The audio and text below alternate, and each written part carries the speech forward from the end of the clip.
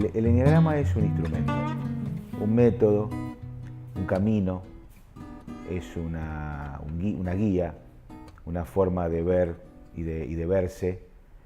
Yo diría que es un instrumento, como dije al principio, de autoconocimiento. ¿Qué quiere decir? El enneagrama, básicamente, lo que etimológicamente quiere decir, es un diagrama, una estructura de 9 puntas que justamente considera 9 formas posibles de carácter. Es el enneagrama de la personalidad. El enneagrama es mucho más que eso. El enneagrama de la personalidad, traído fundamentalmente a Occidente y al conocimiento cotidiano por Naranjo, Claudio Naranjo, el doctor Claudio Naranjo, es eso, es un método, es una manera. Y realmente cuando uno se mete dentro de él es un camino de autoconocimiento, un camino de búsqueda, un camino de cómo salir de los condicionamientos que nos atrapan en la vida y que básicamente se hacen hábito, y ese hábito lo tomamos como algo tan natural y tan constante que nos parece que somos nosotros mismos. Ese es el gran tema. El gran tema del enneagrama es darse cuenta que lo que uno considera de sí, lo que cada uno de nosotros considera de sí mismo, es en cierta manera una construcción defensivo-adaptativa en la cual nos identificamos tanto que creemos que eso es nosotros mismos. Ese es nosotros mismos.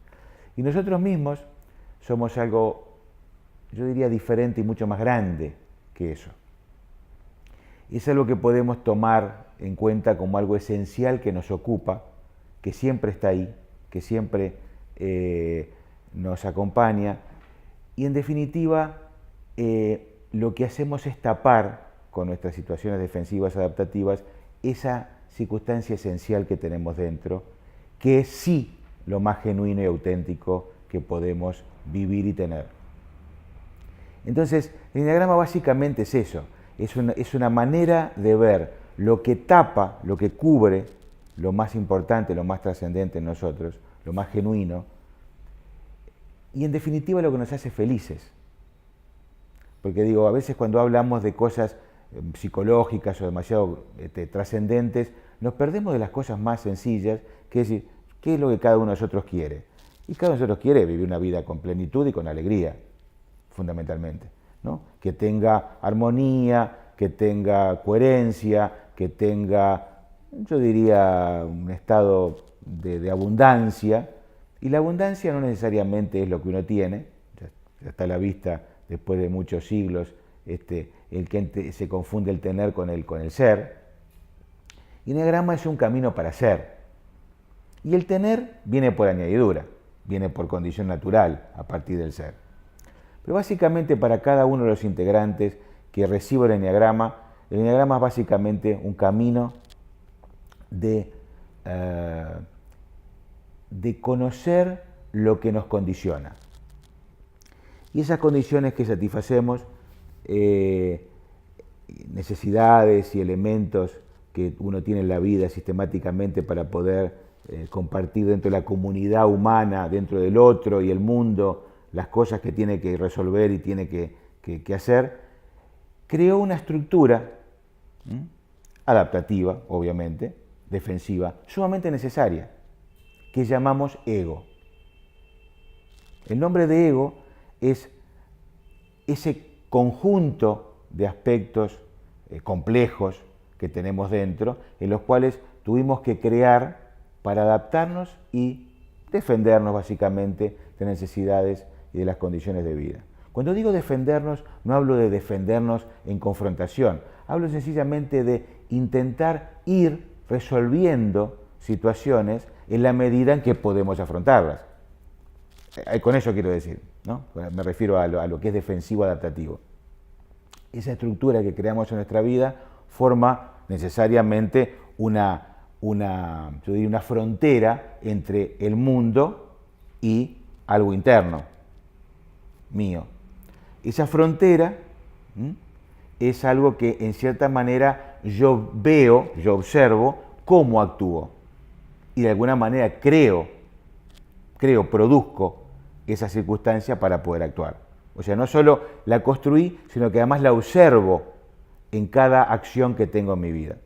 Esa observación de esa frontera, de ese elemento que creé entre yo y el mundo, se llama ego. Y esa es la confusión. ¿A qué me refiero con esto? La confusión está en que ese sistema necesario para poder encontrarse con el mundo se hizo tan habitual y tan fuerte en mí que lo que yo soy se confunde con eso que yo creé. El eneagrama es el camino, a través de las instancias que se van transitando a lo largo de toda la enseñanza y la transmisión de la enseñanza del eneagrama, es el camino para poder diferenciar lo que realmente es mío de lo que yo construí para defenderme y adaptarme al mundo. O sea, es la capacidad que tengo para volver a algo esencial y genuino en mí. Recuerden que es lo que decíamos hoy, o lo que yo decía, que era la cuestión de la alegría, el recobrar la alegría y el ser, que siempre da la satisfacción de sentir la existencia y la vida que nos transita, con diferenciar eso con la construcción necesaria para poder enfrentar el mundo, que se llama ego. Básicamente, el eneagrama es eso. ¿Cómo se enseña o cómo se transmite estas enseñanzas a las personas? En general se forman grupos. Los grupos contienen diversidad de personas, ni hablar, y a su vez contienen diversos eneatipos. ¿Qué quiero decir con esto? Ese eneagrama de 9 puntas que decía, son la descripción, o contiene la descripción, de 9 tipos de personalidad. Básicamente lo que se llama carácter, que es la cara visible de la personalidad, que es lo que yo conozco de mí, lo que hablábamos hoy, cómo yo observo lo que construí. Y esas 9 formas tienen descripciones. Es decir, la primera instancia que una persona que transmite estas enseñanzas le ofrece a su grupo es la descripción de los 9 tipos. A través de ejercicios y de esa descripción pormenorizada de cómo es la personalidad de esas 9 formas posibles de ser, la persona va a través de su autoconocimiento, de hecho se va estimulando el autoconocimiento de la persona sobre sí misma, ¿no? Lo cual es una obviedad, para encontrarse en cada uno de esos caracteres. Entonces, se tiene duda porque los caracteres muchas veces algunos tenemos un poco de todo, entonces digo, bueno, de repente pertenezco a este y este también, etc. Pero de alguna manera se va dilucidando, se va clarificando a qué carácter la persona se asemeja más. ¿Para qué sirve esto? ¿Para qué sirven los descriptores y el conocimiento de la persona para poder encontrarse en uno de los 9 eneatipos? Porque esos descriptores nos conectan con aquello que tenemos que trabajar de nosotros mismos, que está más cristalizado, que es más rígido en nosotros. Entonces, esa situación cristalizada, difícil, compleja, que es la que nos termina atrapando en la vida en un montón de circunstancias, ya perdió su carácter adaptativo, defensivo, para ser algo que en cierta manera nos quita del presente, porque es una estructura pasada, rígida, construida a base de un montón de insatisfacciones y un montón de circunstancias defensivas, lo que llamábamos ego. Ese aspecto en cierta manera nos termina atrapando y nos termina quitando del acontecimiento presente, que siempre es nuevo, siempre es novedoso. Entonces, eso histórico se interpone en la capacidad que yo tengo para dar respuesta fresca, creativa, diría yo, espontánea, a lo que pasa en el aquí y el ahora. Y eso es muy difícil de captar. Una persona, si alguien le dice a otra persona, ¿qué es lo que te atrapa en la vida? Seguramente la persona en general queda en blanco, queda preguntándose, no lo sé, a ver, déjame pensar, déjame sentir, déjame ver de qué se trata, ¿no? Y raramente llega al punto. Porque además hay resistencias para llegar a ese punto. Y hay resistencias porque los hábitos que dieron resultado en algunos acontecimientos de nuestra vida se transmiten en el presente y ya no dan más resultado porque las circunstancias son diferentes, sencillamente por eso. O capaz que da algún resultado, pero no es el esperado, ni tampoco es fresco y espontáneo y creativo, como decíamos. Entonces, el punto está ahí. El punto está, es decir, ¿cómo sé yo lo que realmente me dificulta para expandir mi ser, para ser más consciente de mí, para vivir una vida más plena? No lo sé.